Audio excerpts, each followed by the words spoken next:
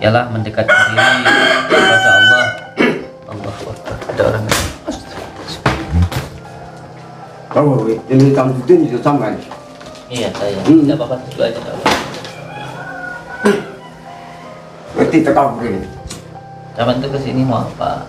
Agar nantang ilmu. Tantang ilmu. Ilmu itu untuk diamalkan, bukan untuk tantang menantang. Aku kepingin banget ada ilmu jarene sakti terkenal sakti. Ilmu Yang bilang gue ini tak jajal ya karo kowe.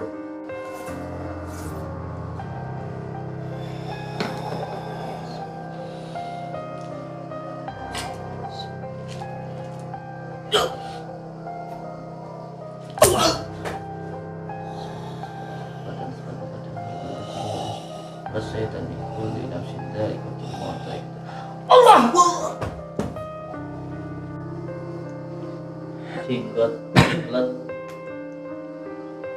gini ya dibangga-banggain tuh.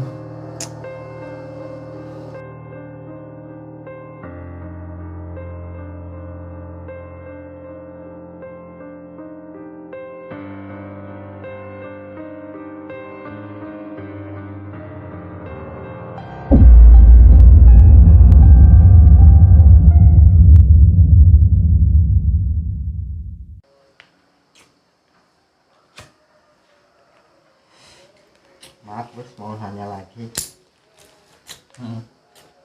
Apa semua penyakit non medis itu diakibatkan dari santet ataupun disantet?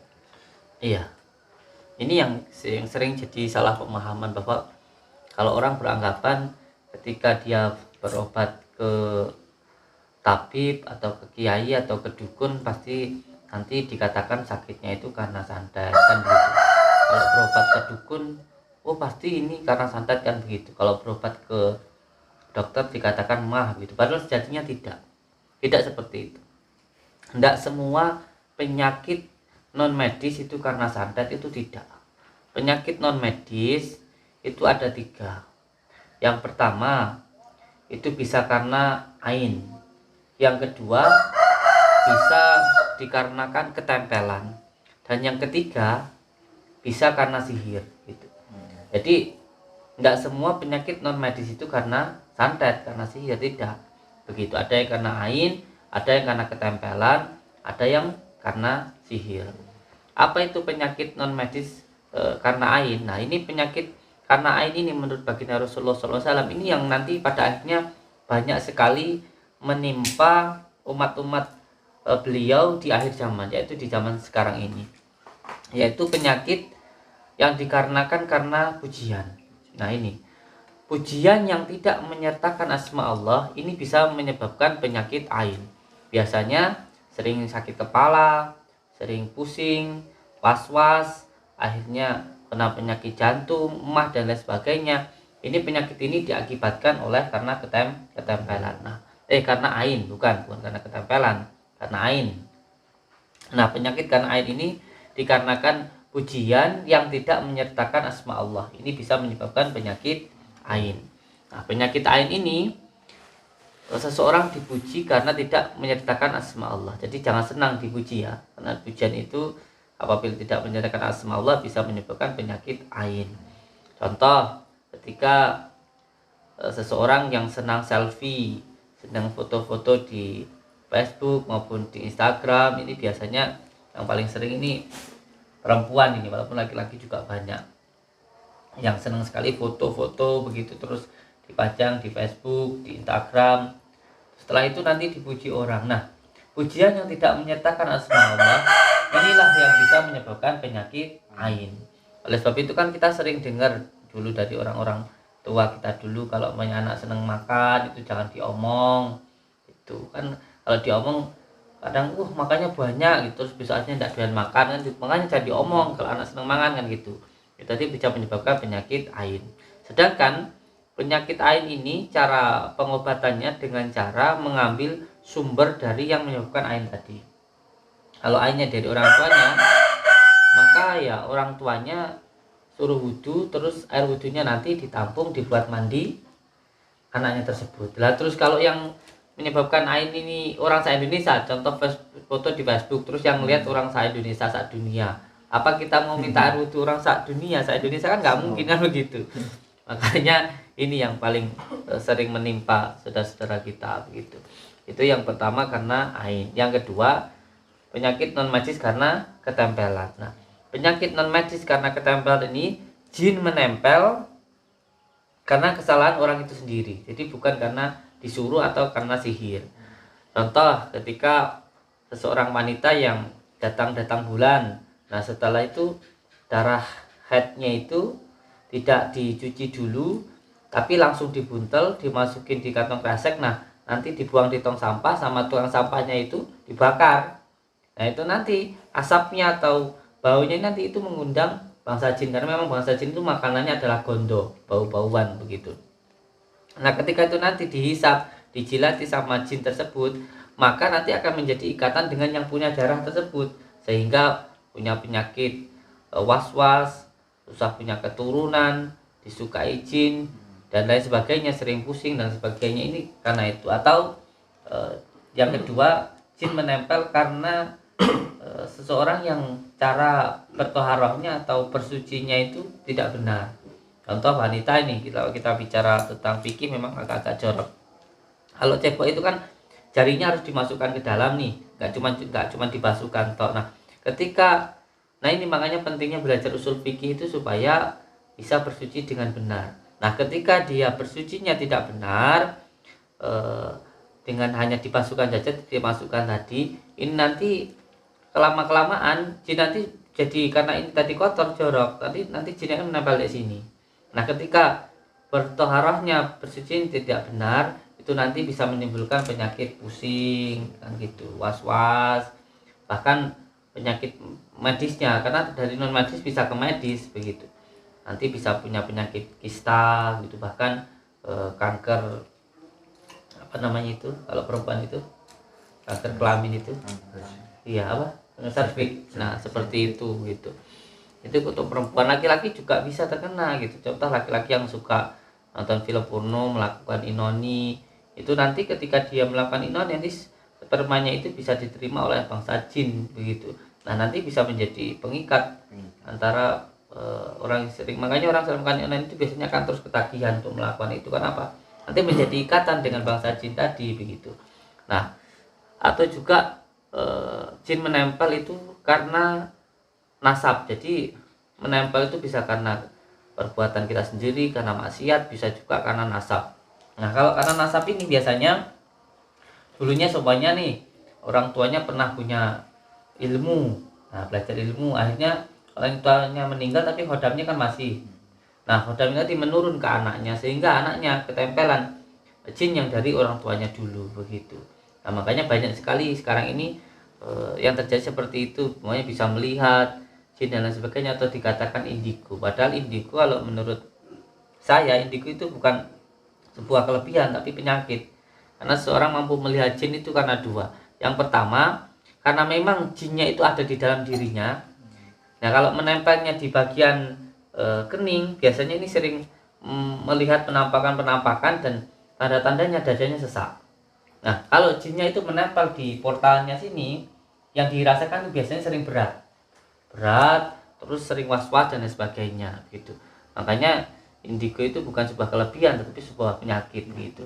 Nah orang mampu melihat jin itu yang ada dua. Yang pertama, jin itu memang menempel di dalam dirinya, biasanya indigo ini.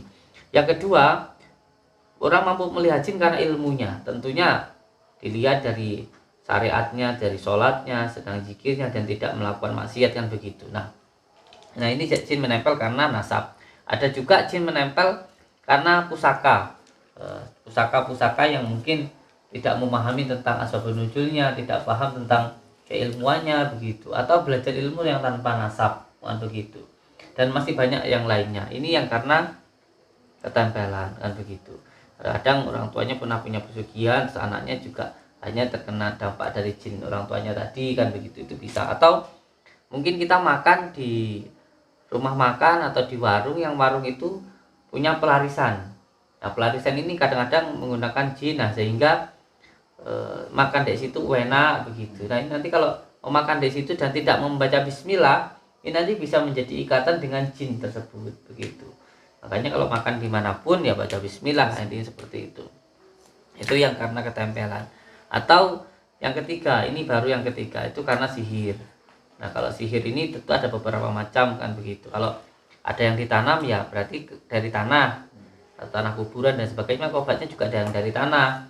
Obatnya bagaimana? Obatnya ya kunir bisa gitu, untuk dibacakan dulu selama 17 kali lalu nanti ditekan atau diminumkan. Kalau gangguan yang dari atas, dari angin yang boleh terbang merah, itu berarti obatnya juga yang dari angin, yaitu degan hijau, degan atau air hujan.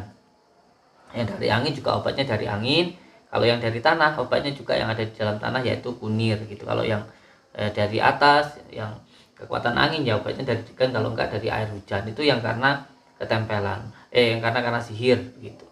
Nah, untuk memahami tentang penyakit-penyakit ini, apakah orang ini terkena penyakit karena ain atau karena ketempelan atau karena sihir, harus didiagnosis dulu, didiagnosa dulu begitu. Nah, cara mendiagnosanya ditanya begitu. Kalau ain itu yang dirasakan sakitnya itu di bagian muka, makanya muka itu yang sering dipujikan, mukamu ganteng kan itu ya. Kalau foto kan nggak mungkin pinggangnya atau kakinya, yang difoto kan mukanya. Jadi kalau karena ain itu bagian mukanya, biasanya sakit, pusing, pening di tengah alis, atau sakit gigi, atau tumbuh-tumbuh benjolan di mana begitu, itu karena ain. Kalau yang karena ketempelan itu diagnosanya dia itu sakitnya di bagian dada depan, di bagian dada depan begitu, entah itu di bagian lambungnya, entah itu bagian paru-parunya, entah itu di bagian jantungnya, pokoknya di bagian perut, bagian dada. Nah, kalau orang sakit ini, ilmu ini juga dapatnya ya ketika kita melakukan tindakan-tindakan itulah gitu. Juga saya dulu juga tidak tahu begitu, tapi setelah sering menangani saudara-saudara kita yang sakit jadi paham saya. Kalau orang sakit di bagian perutnya, apalagi emahnya, pasti ada gangguan di bagian kepalanya, pikirannya. Pasti kalau orang itu sakit emah, pasti dia itu susah tidur, was-was, gelisah, sedih, marah, itu pasti. Nah, ketika seseorang didiagnosa sakit bagian dadanya, ini pasti hampir 99% lah, walaupun tidak 1%, hampir 99% karena ketempelan bagian dada. Karena yang menjadi pusat-pusat tempatnya jin itu paling suka di lambung, tempat kita makan, itu dia nanti bertempat tinggal di situ gitu. Dan kalau orang sakit di bagian sini pasti ada hubungannya dengan sini, dengan kepala. Makanya saya pernah diundang di salah satu rumah sakit di Pamekasan, itu yang mengundang saya itu profesor, padahal saya itu cuma S1 SD. Diundang di profesor di rumah sakit untuk melakukan pengobatan, yang punya rumah sakit sendiri, baru sudah dibawa sampai ke Singapura kemana. Ya, pengobatannya seperti itu, ditenangkan dulu batinnya, disuruh untuk berzikir. Makanya kita kasih tasbih. Tasbih itu bukan buat jimat, kalau orang ngomong jimat tuh goblok kepol. Tasbih itu untuk sarana berzikir supaya hatinya tenang begitu. Tenang, nanti akhirnya senang, terus bersyukur kepada Allah. Nanti kalau pikirannya senang, nanti badannya juga sehat kan begitu.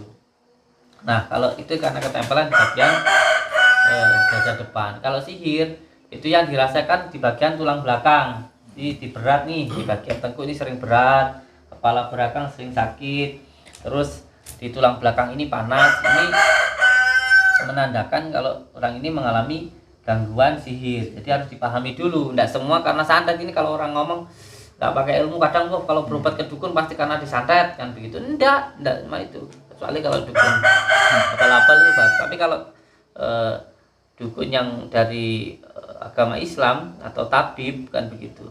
Karena di dalam pesantren sendiri juga ada ilmu-ilmu khusus atau pelajaran khusus supaya kita itu bisa bermanfaat untuk orang lain, itu ada. Pesantren itu harus disinggalkan yang gaib-gaib itu ada begitu. Itu ada kitabnya, terutama dari kitab Al-Azkar An-Nanawiyah, itu karangan dari Imam Nawawi, itu menerangkan tentang obat-obat penyakit non medis tadi, termasuk ain, ketempelan, dan juga sihir tadi begitu. Nah, setelah mengetahui didiagnosis, lalu setelah itu perlu untuk diambil tindakan-tindakan lah begitu. Ketika ditanya sakitnya ini di bagian dada, tempelan, muka, ain, di belakang itu sihir. Kalau memang penyakit itu karena non medis itu pasti ada tanda-tandanya. Yang pertama, kalau orang itu penyakit karena non medis pasti yang pertama senang marah, suka marah, tiba-tiba gampang marah begitu. Itu karena yang kedua, orang itu gampang sedih, nggak tahu kenapa sedih terus gitu, sedih terus. Terus yang ketiga adalah was-was, nas. Jadi kalau memang orang ini mengalami gangguan non medis itu ada 4 tanda-tanda. Pertama marah, sedih, was-was, terus pelupa. Karena memang jin itu, gangguan jin itu bisa masuk kalau ada jalannya. Nah, jalan masuknya jin itu yang pertama adalah marah, yang kedua adalah sedih, yang ketiga adalah was-was, yang keempat adalah pelupa.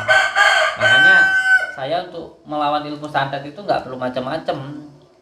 Yang penting jalan masuknya santet tadi nggak ada, jalan masuknya jin tadi nggak ada. Yang pertama itu marah, yang ketiga sedih, yang ketiga adalah was-was, yang keempat adalah pelupa. Nah, ketika hal ini itu harus dihilangkan supaya jin tadi tidak bisa masuk.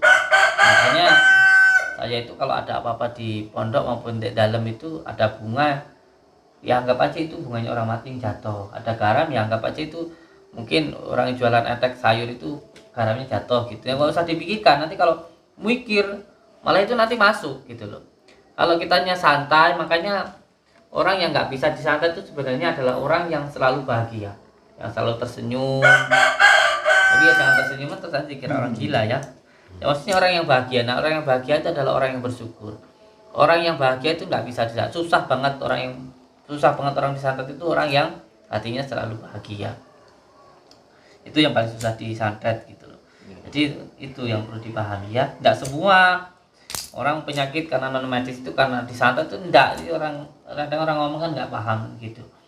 Enggak semua orang terkena penyakit non medis itu karena santet gitu. Bahkan ketika kita sholat, ketika kita menjalankan segala perintah Allah, itu pun juga sebenarnya untuk menghindarkan dari berbagai macam penyakit. Contoh ketika kita sujud dengan baik, aliran darah mengalir di kepala, nanti pikiran jadi lebih tenang. Nah, itu nanti juga menghindarkan penyakit stroke gitu. Itu banyak sekali gitu. Nah, gitu loh Kang caranya. Jadi yang pertama itu yang terpenting ialah mendekatkan diri kepada Allah. Allahu Akbar. Ada orang yang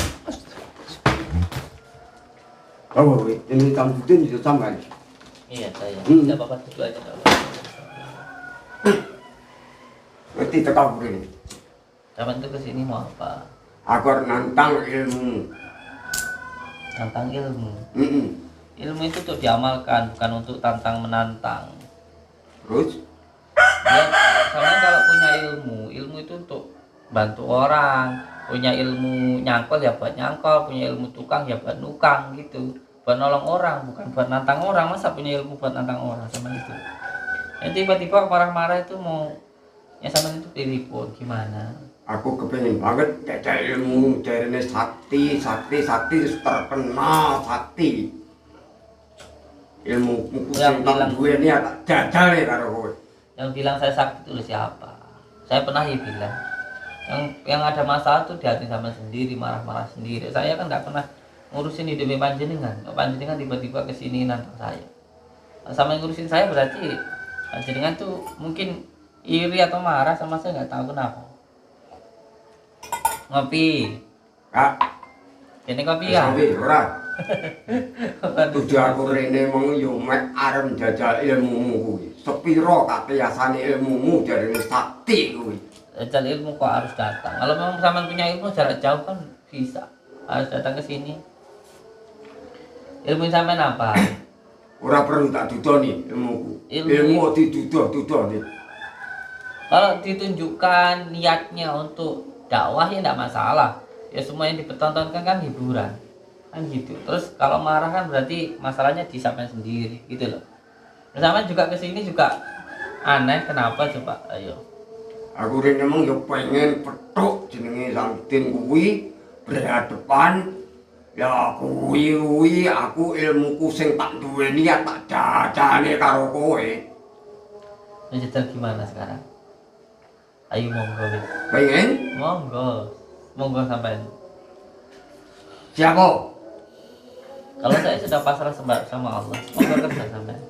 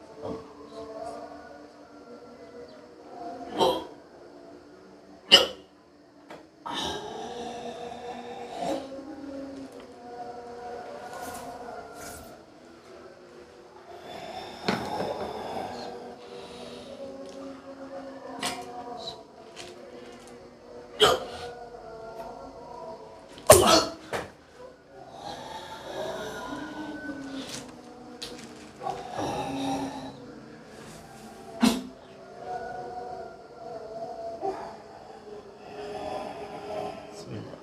Allahumma shalli wa sallim ala sayyidina Muhammadin nurul jadi wa sri sari. Allahumma shalli wa sallim ala sayyidina Allahumma shalli wa sallim ala sayyidina Allahumma shalli wa sallim ala sayyidina Allah. Allahumma shalli wa sallim.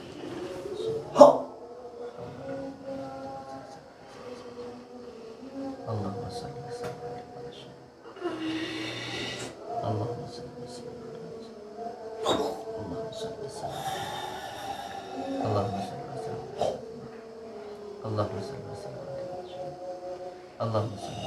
sallim. Allahumma shalli wa sallim. Allahumma shalli wa sallim. Allahumma shalli wa sallim. Allahumma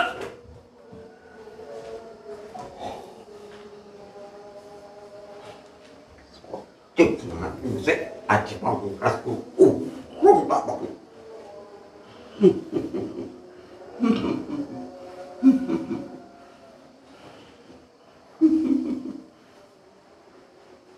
Tuh.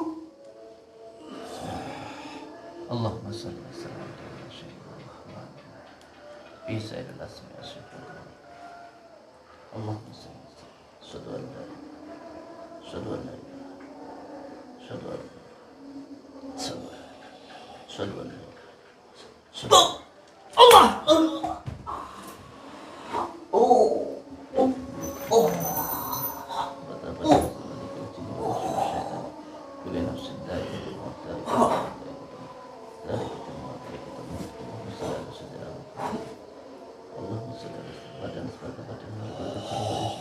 Syaitan di kulli nafsin dha'iqatul maut.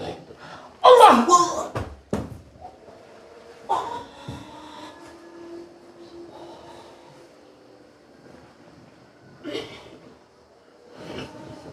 Ojo nyerang. Ojo seneng hatimu. Aku bakal ini tantang kowe. Ojo seneng hatimu. Seneng lagi. Aku akan orangnya.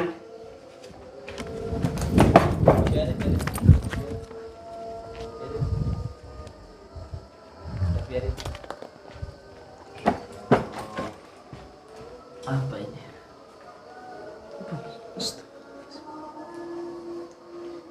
Jenggot, let. Gini ya dibangga-banggain tuh.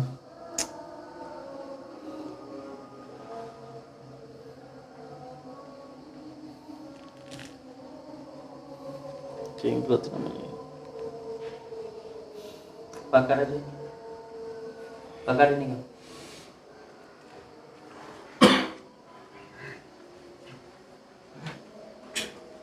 Biarin, bakar. Bakar. Biarin. Ambil dulu.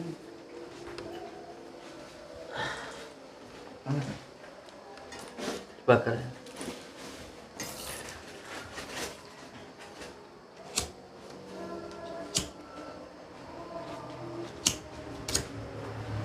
Banyak sekali yang mengagung-agungkan jenggot itu. Padahal itu hanya barang mati yang ditempati oleh jin saja, gitu banyak yang bangga-banggakan. Astagfirullahaladzim.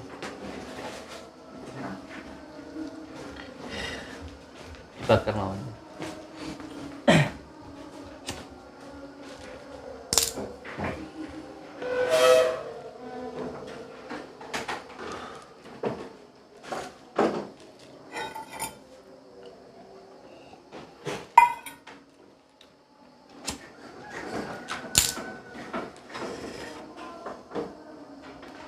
Insyaallah. Sekuat-kuatnya jimat, sekuat-kuatnya pusaka itu tidak ada yang lebih ampuh dari sholawat. Sholawat itulah puncaknya asma, puncaknya mantra, dan puncaknya jimat itu dibakar ini.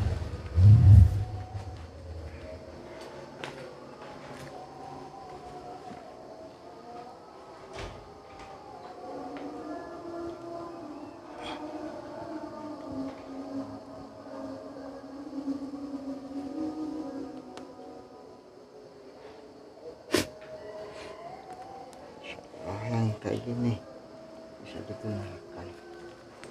Itu boleh.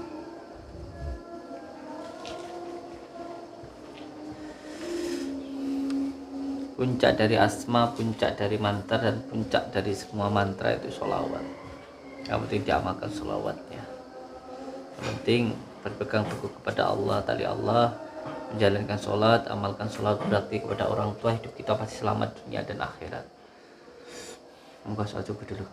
Assalamualaikum warahmatullahi wabarakatuh.